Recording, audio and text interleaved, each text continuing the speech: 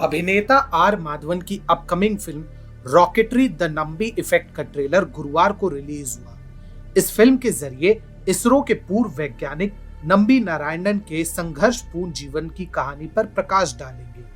इसरो के पूर्व वैज्ञानिक नंबी नारायणन वही निर्दोष देशभक्त हैं जिन्हें राजनीतिक साजिश में फंसाकर देश का गद्दार घोषित करने का प्रयास किया गया था। TFI पर आपका स्वागत है और मैं अनिमेश पांडे अब आपको बताऊंगा अभिनेता आर माधवन की upcoming film rocketry the Nambi effect के बारे में, जिसका ट्रेलर अभी रिलीज हुआ है। कभी कभी एक व्यक्ति के साथ की गई नाइंसाफी पूरे देश के साथ गद्दारी होती है। ये बात कितनी अहम और कितनी प्रभावी है, ये आप पूर्व इसरो वैज्ञानिक एस नंबी नारायणन के जीवन से बेहतर समझ सकते हैं। कुछ झूठे आरोपों के आधार पर जिस विलक्षण प्रतिभा को 50 दिनों के लिए कारावास की यातना झेलनी पड़ी, उससे न केवल भारत की स्पेस आकांक्षाओं को 2 दशक पीछे धकेला गया, बल्कि एस नंबी नारायणन को वो अपमान झेलना पड़ा जिसके वो कभी हकदार भी नहीं थे। अब उनके संघर्षपूर्ण जीवन को पर्दे पे उकेरने का बीड़ा उठाया है प्रख्यात अभिनेता आर माधवन ने, जिनके निर्देशन में बनी रॉकेटरी द नंबी इफेक्ट का ट्रेलर हाल ही में प्रदर्शित हुआ है। 6 भाषाओं में बनकर तैयार हो रही ये फिल्म पूर्व इसरो वैज्ञानिक शंकरलिंगम नंबी नारायणन के जीवन पर आधारित है, जिनकी भूमिका स्वयं आर माधवन निभा रहे हैं। इस फिल्म में उनका साथ सिमरन बग्गा, रजीत कपूर जैसे कलाकार दे रहे हैं और शाहरुख खान एवं सूर्या शिव कुमार जैसे अभिनेता अपने अपने संस्करणों में कैमियो रोल भी करेंगे।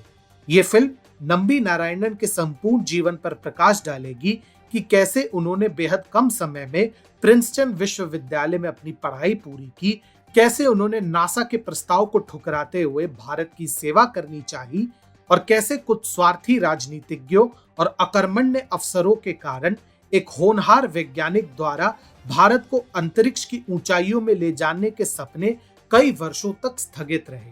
आज कई लोग अभिव्यक्ति की आजादी के नाम पर समय समय पर देशद्रोह के आरोप को तानाशाही बताने का प्रयास करते हैं, लेकिन जब नंबी नारायणन के मामले का उल्लेख करें तो इन्हीं बुद्धिजीवियों को सांप सूंघ जाता है।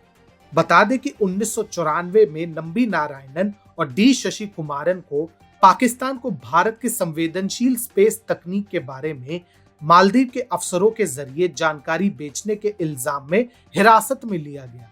उन्हें 50 दिनों तक इन आरोपों के अंतर्गत जेल में रखा गया, जिसके कारण उन्हें खूब मानसिक और शारीरिक तौर पर प्रताड़ित किया गया था।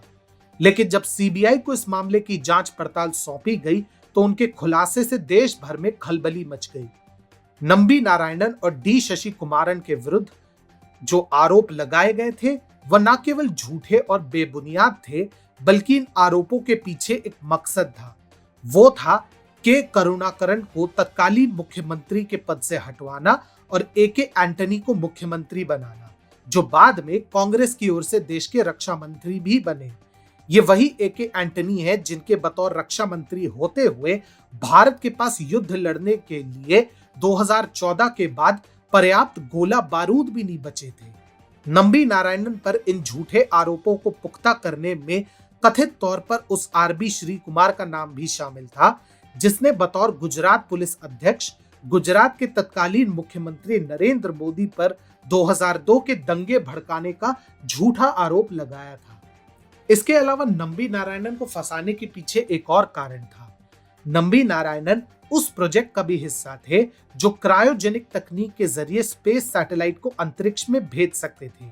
ये तकनीक भारत को ना मिले, इसके लिए तत्कालीन अमेरिकी सरकार ने रूस पर काफी दबाव डाला था। इसीलिए नंबी नारायणन ने इस तकनीक को भारत में ही विकसित करने की योजना बनाई थी और यदि वे सफल रहते तो जो उपलब्धियां आज भारत स्पेस जगत में प्राप्त कर रहा है वह 1994 में ही प्राप्त कर लेता, परंतु ऐसा नहीं हो सका। मई 1996 में सुप्रीम कोर्ट ने CBI की रिपोर्ट के आधार पर इसरो जासूसी केस में गिरफ्तार सभी आरोपियों को रिहा कर दिया और CPM की नई सरकार ने मामले की फिर से जांच का आदेश दिया।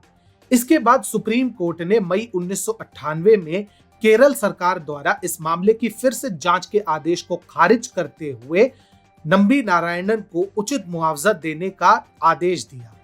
यह मुकदमा 14 साल तक चला, जिसमें 2012 तक आते आते केरल सरकार महज 10 लाख रुपए देने को राजी हुई।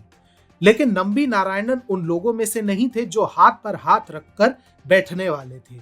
उन्होंने 7 साल तक निरंतर लड़ाई लड़ी और अंत में 2018 में सुप्रीम कोर्ट ने केरल सरकार को लताड़ लगाते हुए उन्हें तत्काल प्रभाव से 50 लाख रुपए का मुआवजा देने का आदेश दिया और उन्हें फंसाने के मामले में केरल के पुलिस अफसरों की भूमिका को लेकर न्यायिक कमेटी का गठन भी कराया गया। इसके साथ ही नंबी नारायणन को केरल की वर्तमान सरकार से 1.3 करोड़ रुपए का अतिरिक्त मुआवजा मिला।